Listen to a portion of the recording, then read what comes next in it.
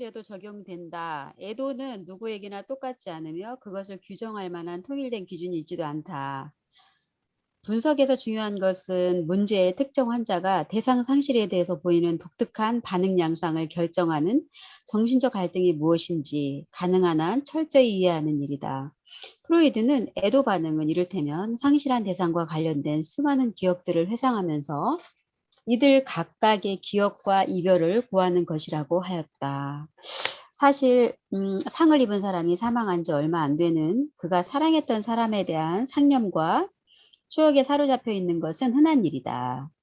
그리고 프로이드가 일반적인 애도 반응에 관한 결론을 이끌어낸 것도 이와 같은 일상적인 사실로부터 연유한 것임은 의심할 여지가 없다. 그러나 임상 경험에 의하면 방금 기술한 일상적인 현상이 상실한 대상에 관한 기억을 단순히 떨쳐버리는 것과는 심리학적인 면에서 다른 것으로서 또한 보다 복잡한 동기가 작용하고 있다. 여기서 음. 기억을 떨쳐버린다는 얘기는 여기서 정신분석적인 용어는 디커텍시스라는 용어를 썼어요. 그 카텍시스라고 우리가 보통 얘기를 하죠. 그러니까 사랑의 에너지를 카텍시스라고 얘기를 하는 거죠. 그래서 프로이드식의 개념으로 성적 에너지죠. 그렇지만 보통 우리가 조금 넓혀서 승화된 개념으로 한다면 사랑의 에너지인데 그 대상에 대한 리비도라고 얘기를 할 수 있겠죠. 그 리비도를 철수하는 것을 얘기를 하는 거죠. 대상에 가 있던 리비도를 철수하는데 어떻게 이걸 기술적으로 얘기한다면 그 사람 돌아가신 분 내가 사랑했던 분에게 내가 투여했던 카텍시스나 혹은 리비도를 그 사람에게서 떼어낸다고 하는 건 하나는 그분과 관련되는 하나하나의 기억들이 있겠죠. 기억 하나하나를 회상하면서 거기에 가 있었던 리비도나 카텍시스를 하나하나씩 회수하는 과정이다. 이런 개념을 쓰고 있는 거죠. 프로이드의 개념 중에는 우리가 1차적 자기애라는 개념, 2차적 자기애라는 개념이 있죠. 1차적 자기애는 우리가 처음 태어났을 때 모든 리비도가 자기 안에 있다 하는 개념이죠. 처음에는 I와 not I가 구별이 안 된다. 나와 나 아닌 것이 구별되지 않은 상태가 처음에는 있다 하는 개념을 가지고 있어요. 이게 1차적 나르시시즘이라고, 프라이머리 나르시시즘이라고 하는데 이 이론은 프로이드의 이론이고 다른 이론가들은 이걸 인정하지 않는 분들이 많아요. 그래서 대상관계 이론가인 멜라니 클라인 같으면 우리는 처음부터 원시적이긴 하지만 이고를 가지고 태어났다. 그러니까 이고가 있으니까 대상도 있죠.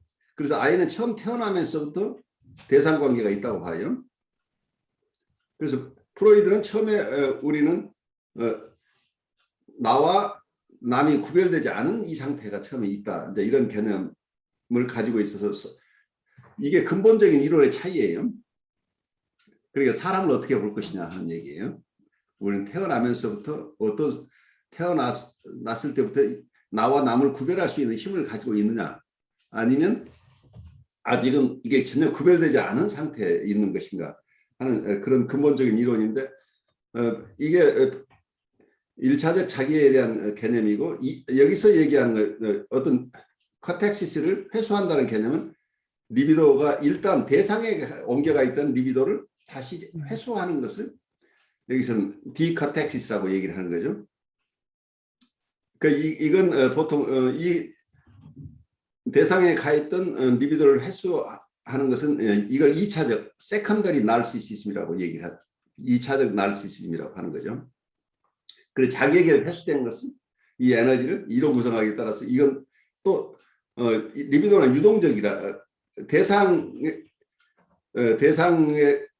어떤 대상에게나 리비도는 부착될 수 있는 가능성이 있기 때문에 이 리비도가 또 다른 대상에게 향할 수 있죠. 그래서 내가 사랑하는 대상을 잃었지만 또 사랑할 만한 대상에게 리비도가 부착되면 새로운 관계들이 형성이 되는데 어떤 분은 그 리비도가 자기에게 회수돼서 밖으로 나가지 않고 계속 그 리비도를 가지고 있는 상황이 되어버리면 다시 새로운 관계를 맺지 못하고 과거의 대상은 이미 외부에 존재하는 대상은 사라졌죠. 그래서 실제 리얼 월드에 있는 그분은 사라졌는데 하지만 이 내면화된 그분에 대한 이미지는 남아있는 거죠.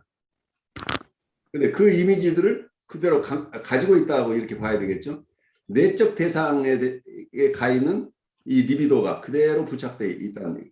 근데 이걸 이렇게 설명하는데 이제 이런 쪽에서 리비도를 가지고 이론적으로 이렇게 설명하는 것은 어떤 프로이드의 방식이에요.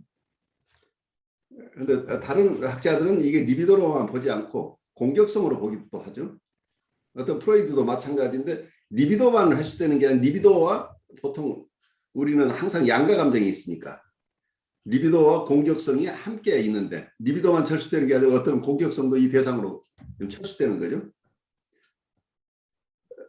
그런데 사람마다 각각 다른 거죠. 이렇게 이 리비도를 회수해서 어떤 사람은 그분의 돌아가신 분에 대해서 가지고 있었던 좋은 기억들 그 자체를 잘 좋은 대상 이런 기억들을 모아서 좋은 대상으로 그냥 간직하실 수 있는 분은 돌아가신 분은 돌아가신 분이고 자기 생활로 바로 복귀할 수 있는 게 일반적인 애도 과정이에요.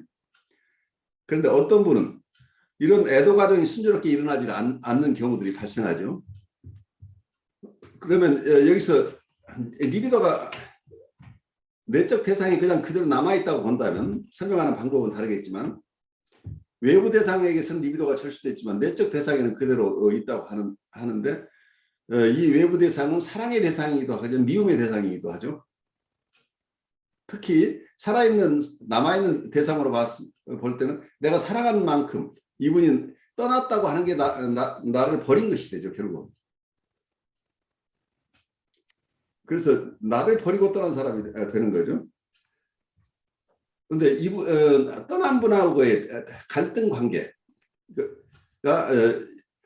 이분이 살아오는 과정 속에서 어떤 대상 관계를 가지고 있느냐에 따라서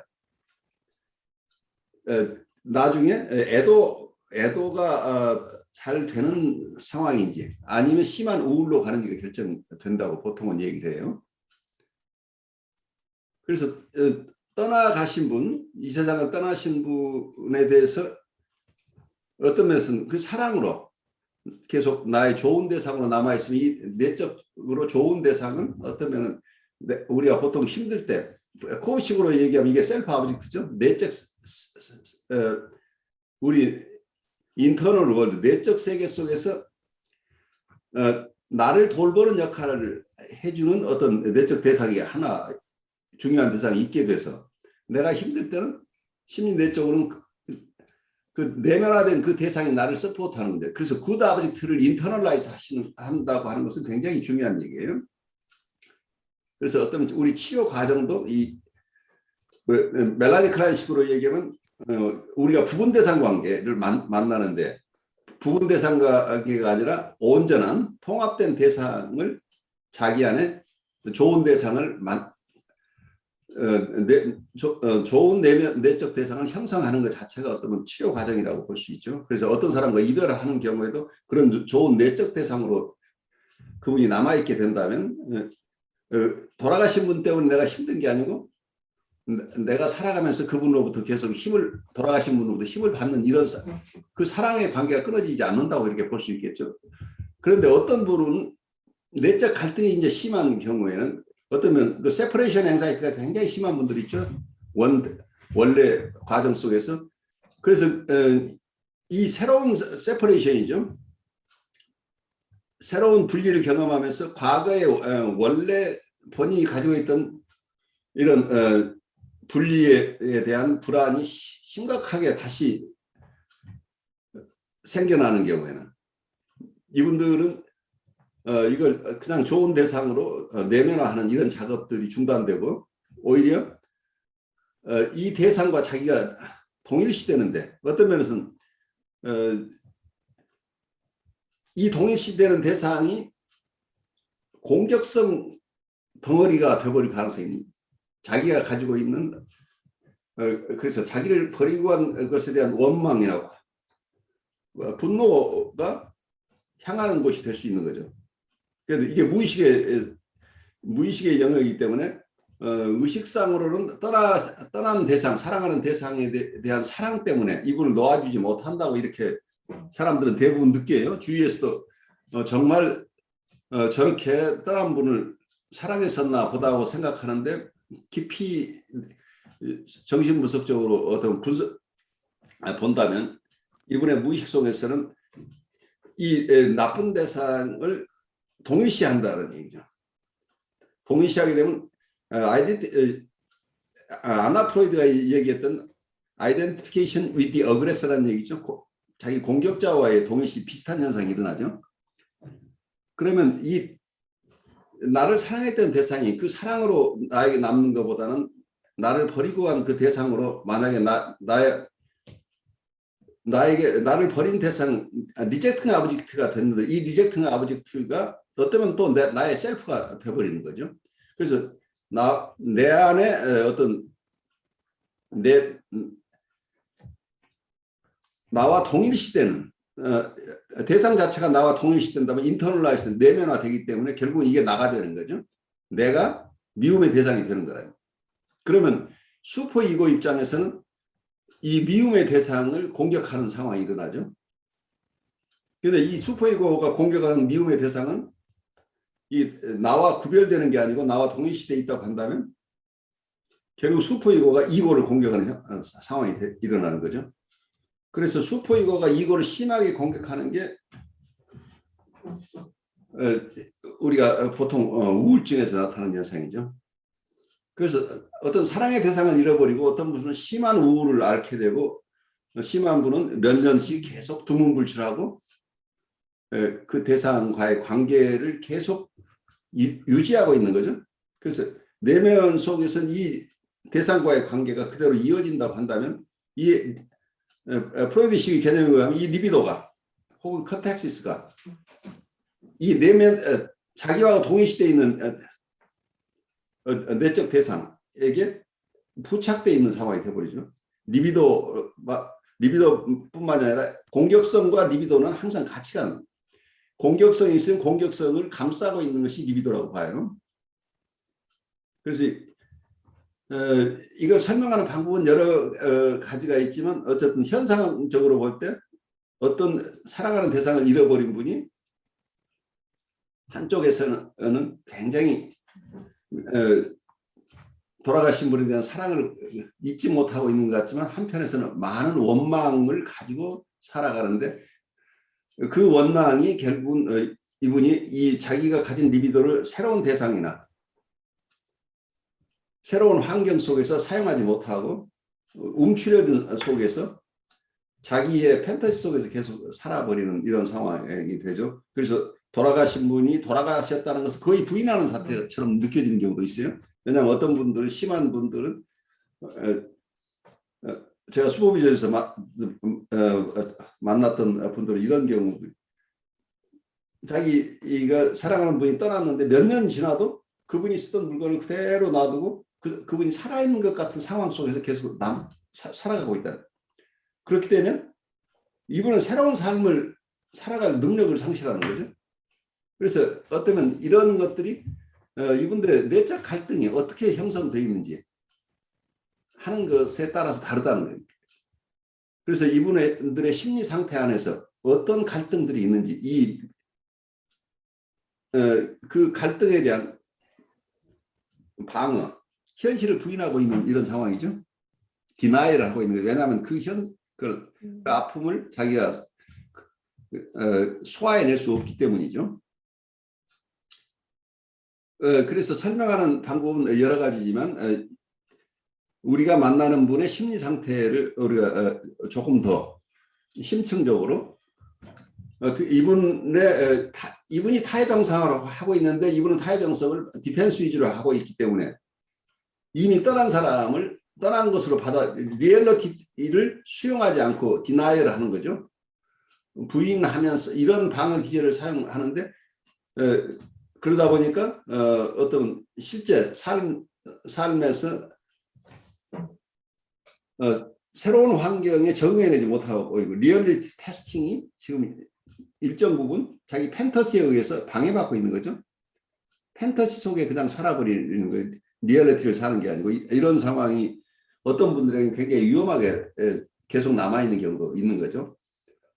혹시 여러분들이 관찰한 혹은 경험한 것들 많을 텐데 제 얘기 들으면서 느끼는 거 있으면 함께 나누자. 그 애도 그 얘기를 하시니까 그 예수님이 돌아가시면서 제자들과 작별을 하잖아요. 예. 예, 그런 생각이 문득 들었어요. 그래가지고 굉장히 예수님은 돌아가시면서 제자들에게 좋은 그 어떤 인상을, 그러니까 제자들이 내적 그 대상을 가질 수 있도록 하고 돌아가신 것이 아닌가. 항상 같이 있겠다, 그리고 다시 오겠다 이렇게 해가지고 안심시키고, 그 돌아가신 다음에 다시 나타나가지고 평안을 준다 이렇게 뭐 말씀하시고, 그런 것이 지금 그런 애도 그 관계 지금 그 주제에 대해 하고 이렇게 그 연상이 돼가지고 제가 그냥 한번 생각해봤습니다. 아주 좋은 성찰이죠. 지금 우리가 심리적인 얘기를 하고 있지만 영성 쪽에도 또 통하는 얘기죠. 결국 성령이 계신다고 하는 것은 성령이 우리 정신분석적으로 얘기한다면 아주 아버지죠. 어떤 내가 힘들 때 나를 돌봐주는 어떤 역할을 하는데, 어떤 코우식으로 얘기를 하면은 미러링이나 그러니까 우리가 거울전이나 이상화 전이를 다 수용해주는 대상입니다. 그러니까 우리의 건강한 셀프 이스팀을 지켜주는, 우리가 건강한 자기애를 가지고 이 세상을 잘 살아갈 수 있도록 항상 서포트하는 내적 대상으로서의 기능 할 수도 있다. 이렇게 우리가 이해할 수도 있겠죠. 중심을 못 잡고 흔들리시고 방황하고 술 드시고, 그래서 그런 걸 보면서 굉장히 의존적이었나라는 생각을 이제 해보기도 했거든요. 근데 이제 오늘 교수님 정확하게 말씀, 보신 거죠. 어린 시절에 네, 분리 개발이 안 된 분들이에요, 대부분. 그랬던 것 같고, 그리고 이제 사실 때는 그렇게 의존하시면서 되게 서로 이제 그 의지하고 사랑하고 사셨는데, 그게 왜 나를 두고 갔을까에 대한 그 원망하는, 왜 우리 가족을 두고 나를 두고 먼저 가서 나를 이렇게 힘들고 외롭게 만드나 하는 어떤 그런 원망이 있는 것 같고, 그리고 그 원망이 대상을 향해서 있지만은 실은 이제 그 대상이 내 안에 있을 그렇죠. 때 그 나를 공격하는 그런 게 됐던 것 같아요. 저는 왜 이렇게 이제 이 공부를 하지 않았을 때는, 아니 왜 그렇게 저렇게 이렇게 정말 끝없이 저렇게 무너질 수가 있지? 그때 그분이 아니 완전 아니더라고요. 전혀 그때 다른 상황이 되어버리죠. 완전 다른 사람처럼 그렇게 막, 그래서 그때는 이제 너무 이렇게 뭐라고 해야 되나, 이게 뭐가 없다, 뭔가 좀 그렇게 생각을 했었는데, 이게 정신구조를 들여다볼 때 정말 그 남편에 대한 원망, 그런 공격성이 다시 이제 동일시돼서 자기를 공격하니까 저렇게 망가져 가는 거라는 거 확실히 보게 되는 것 같아요. 그러니까 이제 이런 경우를 정신분석에서 설명할 때 프로이드식으로 얘기를 하면, 내가 대상을 잃어버렸는데 그냥 대상이 잃어버렸다는 것을 받아들이지를 못하고 대상과 나를 동일시하게 되면 대상이 사라진 게 아니라 내가 사라져버린 것 같은 느낌이에요. 자기를 잃어버린 거예요. 그렇죠. 대상과 내가 동일시되어 있으니까 내가 대상을 잃어버린 것은 결국 자기 자신을 잃어버리는 상황이 되니까 이분들이 정체성을 회복하지 못하는 상황이 일어나는 거죠. 자기 활기 있게 살던 그 자기가 이 대상과 융합됐는데 이 대상이 이 세상에서 사라졌어요. 그러니까 대상만 사라진 게 아니고 대상과 함께 이 세상도 사라지고 자기도 사라져버린 이런 어떤 절망감에 빠져버리는 거죠. 그래서 삶에 대한 아무 의미를 느끼지 못하는 거죠. 자기 자신이 자기 대상과 함께 자기 자신도 사라졌다고 느껴버리니까 의미 있는 삶을 살아내기 굉장히 힘들다. 이게 꼭 그 상실이라는 거가 꼭 그 살아있는 어떤 살아있는 대상 관계에서의 어떤 그런 것뿐만 아니라 그 예를 들면 이제 뭐 그 자기가 받을 수 있었던 인정이나 인정 욕구 내지는 이제 이런 것들하고도 그런 상실과도 관련이 있는 것 같아요. 그러니까 모든 상실과 여기에 이제 극단적인 예, 실제 우리 예, 경험 속에 일어나는 이 상실이 같이 이렇게 이해될 수 있는 경우가 있죠. 분석적으로 보면. 네, 그러니까 어떤 분에게서는 자기가 가장 추구하던 어떤 거 있었다고 한다면 그것을 잃어버릴 때, 그걸 잃어버렸을 때 네, 자기를 추스리지 못하는 사람들이 많죠. 평생 아니면 자기가 가지고 있었던 누리던 것을 잃어버리고 나서 그걸 소화해내지 못해서 계속 자기는 그 판타지 속에 살아버리는 사람도 얼마든지 있죠. 새로운 현실에 적응을 못하는 거죠.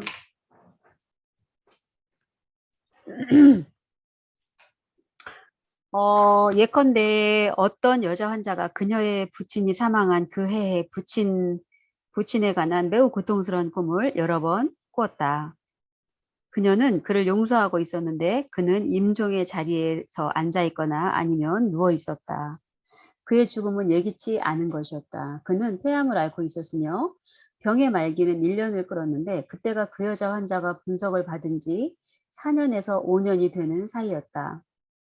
따라서 그녀는 죽어가는 부친과의 두렵고 양가적인 관계에 관해서 많은 것을 깨달을 수 있는 기회가 여러 번 있었다. 문제의 꿈들은 모두 돌이켜보면 그녀가 부친에 대해서 화를 냈을 때 꾸었으며 그때 무슨 일인가가 생겨서 그녀의 마음속으로 다음과 같은 생각을 했었다. 개새끼, 그가 죽으니 나는 기쁘다. 그 꿈의 소원 성취적인 면이 역시 분명하기는 하지만 그에 관한 꿈은 이런 죄의식에 사로잡힌 생각을 부정하려는 것이었다. 결국 그녀는 그가 죽어가는 꿈을 꾸었다. 사실 그 꿈은 전형적인 타협 형성을 보여주는 꿈이다. 의식 속에서 공포, 슬픔, 사랑, 그리고 연민의 정이 그의 죽음에 대한 생각에 도사리고 있었다. 뿐만 아니라 무의식 속에는 증오와 복수의 기쁨도 있었다. 방금 죽은 사람에 대한 이런 느낌과 생각은 보통 사람들이 감당할 수 있는 그 이상의 것이다. 그런 것은 막아야 하고 가능한 한 효과적으로 방어하지 않으면 안 된다. 이와 같은 작업이 수행되는 흔한 한 가지 방법은 그에 대한 고통스럽고 애틋한 추억들을 되새기면서 망자에 대한 자신의 슬픔과 사랑을 돋보이게 하는 것이다. 동시에 추억에 대한 이런 류의 집착은 흔히 노골적으로 사망 사실을 부정하고 리비도적 소원을 충족시키는 데 기여한다.